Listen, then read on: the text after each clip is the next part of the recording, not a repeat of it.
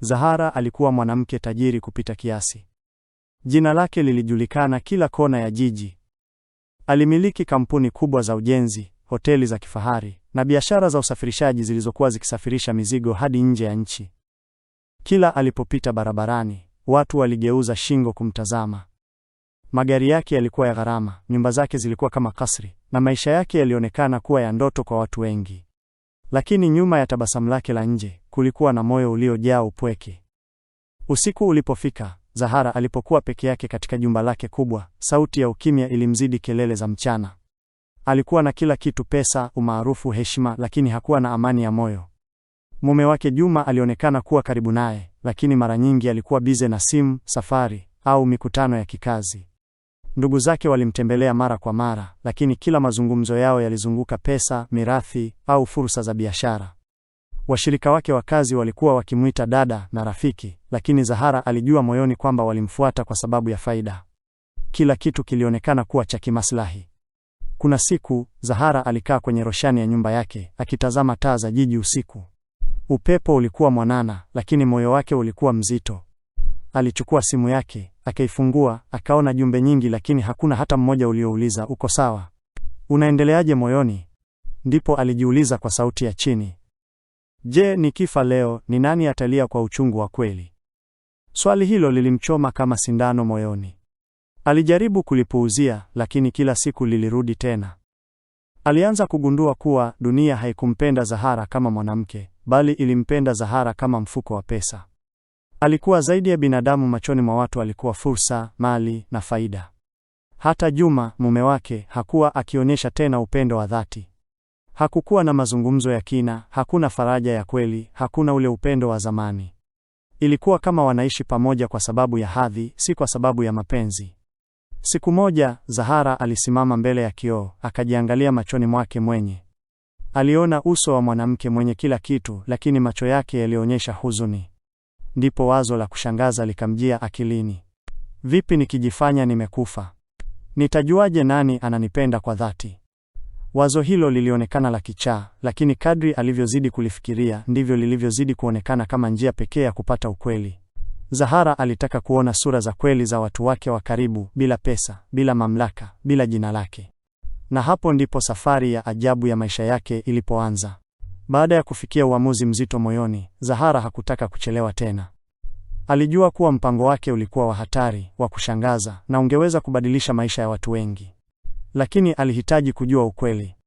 Alitaka kuona sura halisi za wale waliodai kumpenda. Siku moja asubuhi, aliwaita madaktari wake wawili wa karibu na wakili wake binafsi katika ofisi yake ya kifahari. Chumba kilikuwa kimya, isipokuwa sauti ya kiyoyozi na tik-tik ya saa ukutani. Wote walikaa wakimtazama Zahara kwa mshangao, bila kujua ni jambo gani kubwa alikuwa akitaka kusema. Zahara akavuta pumzi ndefu, kisha akasema kwa sauti tulivu lakini yenye uzito, nataka nijifanye nimekufa. Madaktari waliinua macho kwa mshangao. Wakili alikodoa macho kana kwamba hakusikia vizuri. Bi Zahara, unasema nini? Mmoja wa madaktari aliuliza kwa sauti ya hofu. Zahara aliwaeleza kila kitu. Aliwaambia jinsi alivyohisi kupuuzwa, jinsi watu walivyomzunguka kwa sababu ya pesa, na jinsi alivyotaka kujua ni nani angeumia kwa dhati kama asingekuwepo tena. Natamani kuona ukweli, alisema. Mazishi yafanyike, kila kitu kiende kama kawaida. Mimi nitakuwa mahali salama, nikiangalia kila kinachoendelea. Mpango huo ulihitaji usiri mkubwa. Madaktari walipaswa kutangaza kifo bandia cha shambulio la moyo. Wakili angehakikisha taratibu za mazishi zinaenda rasmi. Kamera za siri zingefungwa katika maeneo muhimu, ili Zahara aweze kuona kila kitu kwa macho yake mwenyewe. Wengine waliogopa. Wengine walishangaa. Lakini hakuna aliyethubutu kumpinga. Zahara alikuwa mwanamke mwenye nguvu, pesa, na ushawishi mkubwa. Siku chache baadaye, taarifa rasmi zilitolewa kwa umma. Mwanabiashara maarufu Zahara amefariki ghafla kutokana na shambulio la moyo. Habari hiyo ilienea kama moto porini. Redio zilivunja vipindi vyao. Runinga zilionyesha picha za Zahara. Mitandao ya kijamii ilijaa jumbe za rambirambi, pumzika kwa amani. Ulikuwa shujaa wa wanawake. Tutakukumbuka milele. Lakini nyuma ya pazia, Zahara alikuwa hai. Alikuwa amejificha katika nyumba ya siri nje ya jiji, akiwa na skrini kubwa, kamera na taarifa zote kutoka kwa wakili wake. Kila hatua ya watu wake wa karibu ilikuwa ikimfikia. Alitazama kwa makini. Alisikiliza kwa makini. Na moyo wake ulikuwa umejaa hofu na matarajio kwa wakati mmoja. Je, wataonesha upendo wa kweli au tamaa ya mali? Alijiuliza. Zahara hakujua bado ni mshtuko gani mkubwa ulikuwa ukimsubiri. Na siku ya mazishi ilikuwa karibu kufika. Siku ya mazishi ya Zahara ilipofika, anga la jiji lilionekana kuwa zito kana kwamba hata mawingu yalikuwa yanahisi huzuni. Asubuhi hiyo, magari ya kifahari yalikuwa yakifuatana kuelekea kwenye ukumbi mkubwa wa mazishi. Kulikuwa na misururu ya watu waliovaa suti za gharama, gauni ndefu za maombolezo, na miwani ya jua iliyoficha machozi ya juu. Kwa nje, kila kitu kilionekana kama msiba wa heshima kubwa. Lakini Zahara, akiwa mahali pasiri, alikuwa akiangalia kila kitu kupitia kamera. Hakuwa anatafuta heshima wala umaarufu. Alikuwa anatafuta ukweli. Alijiuliza, ni nani anayelia kwa sababu ya kunipenda, na ni nani anayelia kwa sababu ya kupoteza mali? Ndani ya ukumbi, watu walikuwa wakiongea kwa sauti za chini. Wengine walikuwa wakipiga picha, wengine wakipiga simu, na wengine wakijaribu kuonekana wenye huzuni zaidi kuliko walivyokuwa moyoni. Kulikuwa na machozi, lakini mengi yalionekana kama ya kuigiza. Kisha wakafika wazazi wa Zahara. Mama yake alishuka taratibu kutoka kwenye gari, akishika picha ya binti yake kwa mikono inayotetemeka. Macho yake yalikuwa mekundu kwa kulia, na sauti yake ilikuwa imechoka kwa maombolezo ya usiku kucha. Alipoketi, alikumbatia ile picha kifuani kama mtoto anayeshikilia kitu chake cha mwisho cha thamani. Baba yake, kwa upande mwingine, hakuongea kabisa. Alikuwa kimya, macho yake yamejaa huzuni nzito. Uso wake ulikuwa umechoka, kama mtu aliyepoteza sehemu ya nafsi yake. Alikaa tu akitazama mbele, akionekana kama dunia yake yote imeporomoka. Zahara alipowaona wazazi wake, moyo wake ulianza kuuma kwa uchungu. Machozi yalimtoka bila yeye kujizuia. Hawa ndio watu waliokuwa wakinipenda kweli, alisema kwa sauti ya chini. Lakini bado alikuwa hajajua mshtuko mkubwa uliokuwa unamngoja. Ghafla, kelele ndogo zikasikika nje ya ukumbi. Watu wakaanza kugeuza vichwa vyao. Magari mawili ya kifahari yakasimama, na mlango wa moja ukafunguliwa. Juma, mume wa Zahara, akashuka. Lakini hakuwa peke yake. Alikuwa ameshikana mikono na mwanamke mwingine mrembo, aliyekuwa amevaa gauni la gharama na tabasamu la kujiamini. Hakukuwa na machozi, hakukuwa na huzuni ya kweli. Ilionekana kana kwamba walikuwa wamekuja kwenye hafla ya kawaida, si mazishi ya mke wake. Ukumbi mzima ukanyamaza kwa sekunde chache. Watu wakaanza kunong'ona. Huyo ni nani? Si mke wake amekufa leo? Kwa nini anaonekana mtulivu hivyo? Zahara alipowaona kupitia kamera, moyo wake ulidunda kwa nguvu. Mikono yake ikatetemeka. Hivi ndivyo anavyoniomboleza? Aliuliza kwa uchungu. Na hapo ndipo Zahara alitambua. Msiba huu haukuwa tu wa mwili, bali pia wa moyo. Na kilichofuata kilikuwa kichungu zaidi. Ghafla, ukimya mzito ulitanda ndani ya ukumbi wa mazishi. Milango mikubwa ilifunguliwa taratibu, na macho ya watu wote yakageukia upande mmoja. Ndipo Juma, mume wa Zahara, akaingia. Lakini hakuwa peke yake. Alikuwa ameshikana mikono na mwanamke mwingine mrembo, mwenye ngozi laini, nywele zilizopangwa kwa ustadi, na gauni la gharama lililomfanya aonekane kama anatoka kwenye sherehe ya kifahari, si kwenye mazishi. Hatua zao zilikuwa za kujiamini, na nyuso zao hazikuonyesha huzuni ya kupoteza mpendwa. Ukumbi mzima ukajaa minong'ono.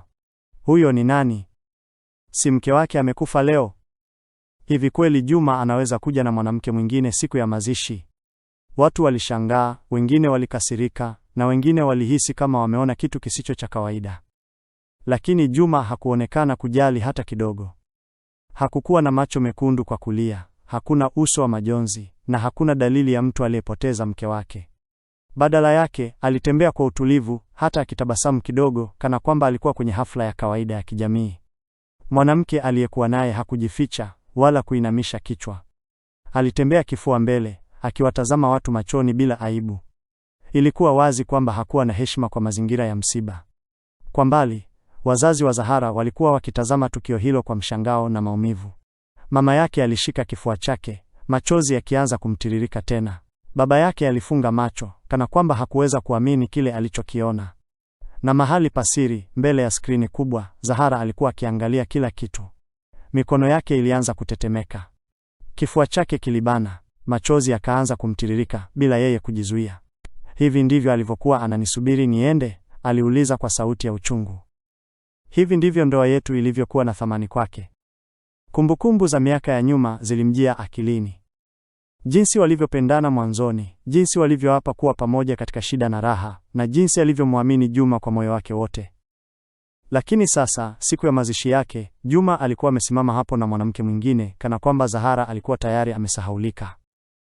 Zahara alihisi kama moyo wake umevunjika vipande vipande. Huu haukuwa tu usaliti wa mapenzi, bali ulikuwa ni dharau kubwa kwa maisha yake, juhudi zake, na upendo wake. Na bado, huu ulikuwa mwanzo tu wa maumivu makubwa zaidi yaliyokuwa yanamngoja. Baada ya mazishi kumalizika, watu wengi walirudi majumbani mwao wakiwa na huzuni ya juu juu. Lakini kwa ndugu wa Zahara, msiba haukuwa mwisho wa jambo, ulikuwa mwanzo wa mpango mwingine kabisa. Walikutana katika nyumba kubwa ya kifahari ya Zahara, ile ile aliyokuwa akiipenda na kuipamba kwa jasho lake mwenyewe. Sebule ilikuwa kimya, lakini si kwa huzuni. Ilikuwa kimya kwa sababu kila mtu alikuwa akipanga maneno ya kusema kuhusu mali. Hakukuwa na dua. Hakukuwa na kumbukumbu za utoto wao. Hakukuwa na machozi ya kweli. Badala yake, sauti za tamaa zilianza kusikika. Nyumba hii ya ghorofa 2 ni yangu, kaka mmoja alisema kwa sauti ya kujiamini.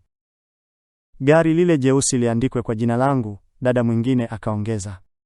Mimi nichukue hisa za hoteli, nina uzoefu wa biashara, mwingine akasema haraka. Mazungumzo yao hayakuwa juu ya Zahara kama dada yao, bali juu ya mali kama zawadi yao. Hakuna aliyesema, namkosa Zahara. Hakuna aliyesema, alikuwa dada mzuri. Hakuna aliyesema, alitupenda. Walikuwa wakipigania majumba, magari, akaunti za benki na hisa za kampuni. Kila mtu alitaka kipande chake cha utajiri. Mahali pasiri, Zahara alikuwa akitazama kila kitu kupitia kamera. Kila neno lilikuwa likimchoma moyoni kama kisu. Alikumbuka jinsi alivyowasaidia ndugu zake wakati walipohitaji. Alikumbuka jinsi alivyowalipia ada za shule, kuwajengea nyumba na kuwapa kazi. Lakini sasa, baada ya kifo chake, hakuwahi kuwa dada, alikuwa kama benki iliyofungwa. Nilidhani familia ndiyo ingekuwa ya kwanza kunikosa, Zahara alisema kwa sauti ya chini, machozi yakimtiririka. Lakini wanachokosa ni mali yangu, si mimi. Migogoro ilizidi. Ndugu wakaanza kugombana. Hiyo nyumba ni ya baba, si yako. Usithubutu kuchukua gari hilo. Mimi nilikuwa karibu zaidi na Zahara, na stahili zaidi. Sauti zilipanda, hasira ikaongezeka, na heshima ikatoweka. Msiba ukageuka kuwa uwanja wa vita vya mali.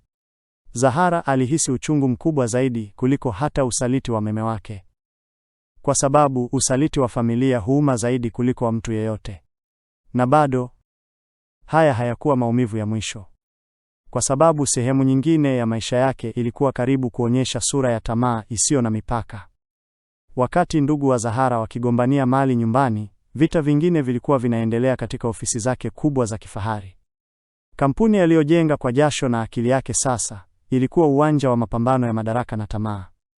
Siku chache baada ya kifo chake, washirika wake wa biashara walikutana kwenye chumba kikubwa cha mikutano. Meza ndefu ya kioo, viti vya ngozi na skrini kubwa zilionyesha picha ya Zahara kama kumbukumbu ya aliyekuwa mmiliki mkuu wa kampuni. Lakini hakuna aliyekuwa anaongea kwa huzuni. Mazungumzo yao yalikuwa juu ya mamlaka. Nani atakuwa CEO mpya? Mmoja aliuliza kwa sauti ya haraka. Mimi nina hisa nyingi, nafasi hiyo inafaa iwe yangu, mwingine akajibu. Hapana, mimi ndiye niliyesimamia mikataba mikubwa, watatu akasema kwa jeuri. Badala ya kuzungumza kuhusu maono ya Zahara, walikuwa wakipigania vyeo. Hoja nyingine ikafuata, nani achukue hisa nyingi zaidi? Mimi nilikuwa karibu naye, lazima nipate zaidi. Hapana, kila mtu apate kulingana na mchango wake. Sauti zilipanda. Uso ukakunjamana. Heshima ikapotea.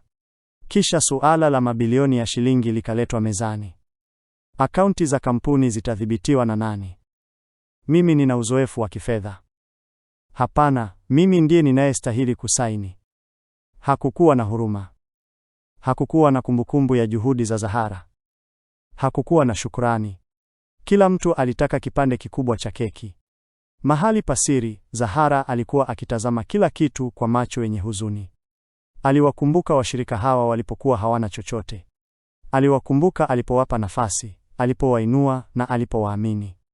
Lakini sasa, alipokuwa amekufa, walikuwa tayari wamemsahau. Kwao, mimi nilikuwa kampuni, Zahara alisema kwa sauti ya uchungu. Sikuwa rafiki, sakuwa dada, sakuwa binadamu, nilikuwa mfuko wa pesa. Hakuna aliyesema. Zahara alifanya kazi kwa bidii. Hakuna aliyesema. Alikuwa na ndoto kubwa. Hakuna aliyesema tutaiheshimu legacy yake. Walizungumza tu kuhusu faida, mamlaka na pesa. Hapo Zahara aligundua ukweli mchungu.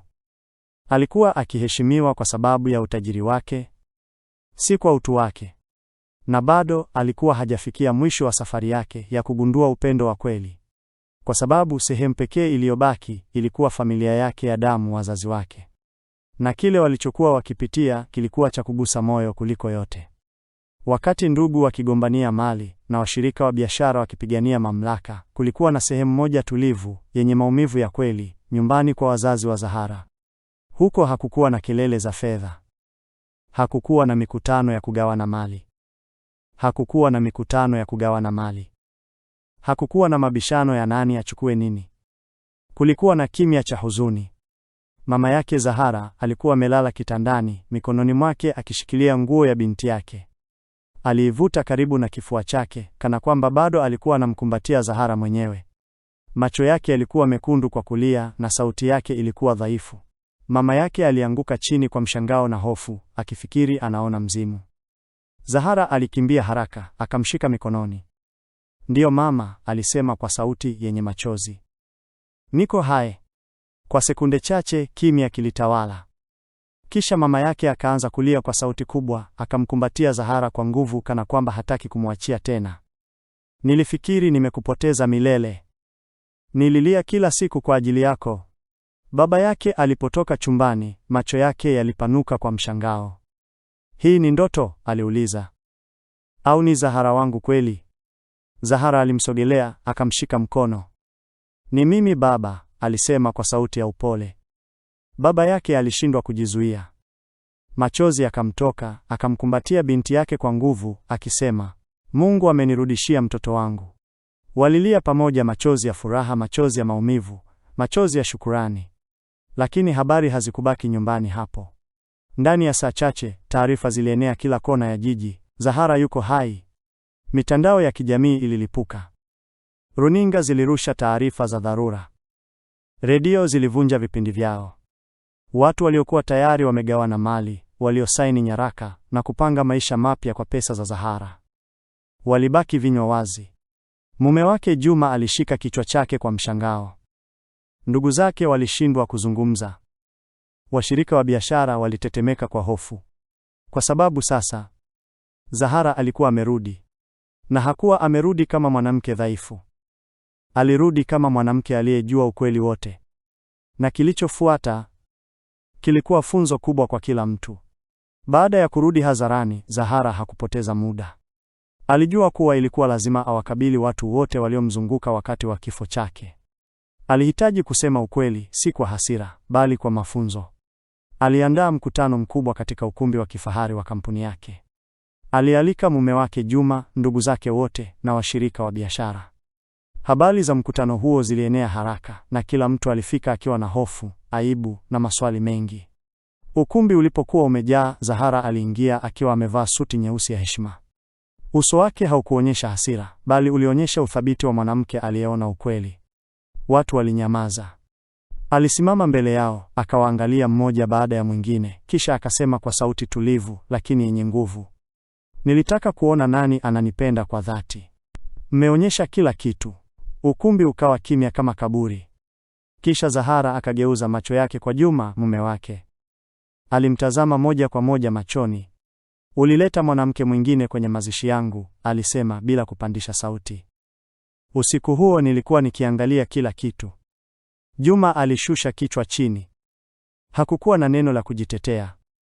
Uso wake ulijaa aibu. Zahara akaendelea, "Miaka yote nilikupa upendo, heshima na uaminifu. Lakini ulinitupa siku ambayo nilipaswa kuombolewa." Kisha akawageukia ndugu zake. Mligawana mali yangu kabla hata kaburi langu kukauka, alisema kwa sauti iliyojaa uchungu. Badala ya kuniomboleza, mlipigania nyumba, magari na pesa. Ndugu walikaa kimya, wengine wakishusha macho, wengine wakijaribu kumeza mate kwa aibu. Nilizani familia ni mahali pa upendo, Zahara akaongeza. Lakini niliona tamaa. Hatimaye aliwageukia washirika wa biashara. Mlipigania pesa, si heshima, alisema kwa uthabiti.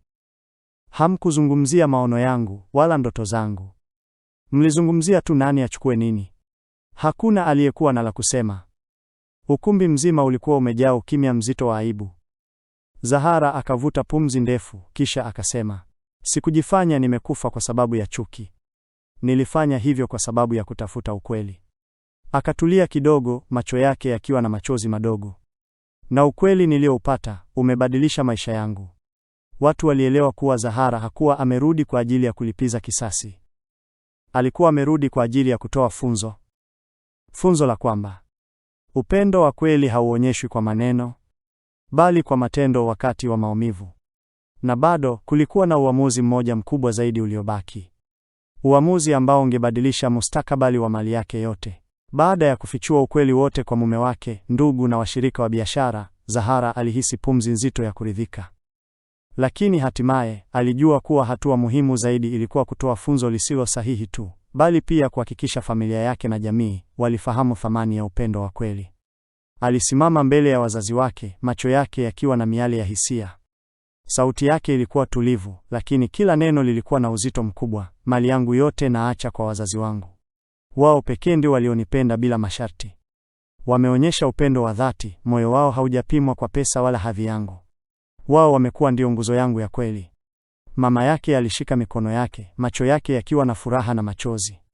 Baba yake alitetemeka kidogo, kisha akamkumbatia Zahara kwa nguvu, moyo wao wote ukijawa na shukrani. Wazazi hao walijua kuwa upendo wao haukupimwa na mali, lakini sasa ulikithibitishwa kwa kitendo cha binti yao. Lakini Zahara hakufikiria familia yake tu. Alijua kuwa mali yake ilikuwa chombo cha kusaidia wengine. Alitoa sehemu kubwa ya urithi wake kwa misaada, shule za watoto yatima, kliniki za wagonjwa maskini na mashirika yanayosaidia wanawake waliokuwa wanapitia changamoto. Kila shilingi ilikuwa imetengwa kwa makini, kuhakikisha kwamba maisha ya wengine yabadilika kama yalivyobadilika yake. Kwa wale waliomsaliti, waliosahau upendo wake, waliokuwa wametaka mali yake pekee, Zahara hakutoa chochote.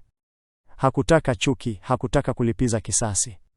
Alitaka tu wawe wanakumbuka funzo lake. Tamaa haimalizi chochote, na fedha zisizo na moyo hazileti furaha ya kweli. Alisimama mbele ya kila mtu aliyemfahamu, akisema kwa sauti ya nguvu lakini yenye upole, funzo kuu la maisha: upendo wa kweli haupimwi kwa pesa, bali kwa moyo. Huu upendo huonekana katika yale tunayoyafanya kwa wengine bila matarajio ya malipo. Upendo ni kuchukua mtu karibu bila masharti, kuishi kwa heshima na kutoa bila kujua kama utarudiwa. Maneno yake yaliteleza kwa wote waliokuwa wanamsikiliza. Macho ya watu waliokuwa wametaka mali yake yalikuwa makubwa kwa mshangao. Wale waliokuwa wamepoteza heshima yao kwa tamaa, walijua sasa walikosea vibaya. Nguvu ya ukweli wa Zahara ilibakia kama funzo la milele. Wazazi wake walishangilia pamoja naye. Familia yao sasa ilikuwa na maana halisi. Zahara alijua kuwa hakutaka dunia kuipenda kwa sababu ya mali zake, bali kwa sababu ya moyo wake. Na kwa hatua hiyo moja, aliweka historia, sio kwa pesa, bali kwa funzo la maisha ambalo litadumu milele. Upendo wa kweli haupimwi kwa pesa, bali kwa moyo. Na kwa hiyo, Zahara alimaliza safari yake ya kugundua ukweli, huku dunia yote ikifundishwa somo lisilo sahihi na halisi. Thamani ya mtu haiko kwenye mali, bali kwenye upendo wa dhati.